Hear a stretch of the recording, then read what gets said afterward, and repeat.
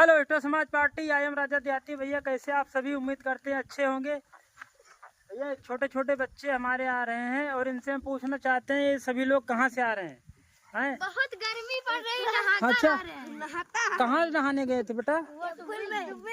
कहाँ पे चल रहा था ये? तो भैया इतनी भीषण गर्मी पड़ती है और हमें सब छोटे छोटे बच्चे हैं और नहाए क्या होता है ये।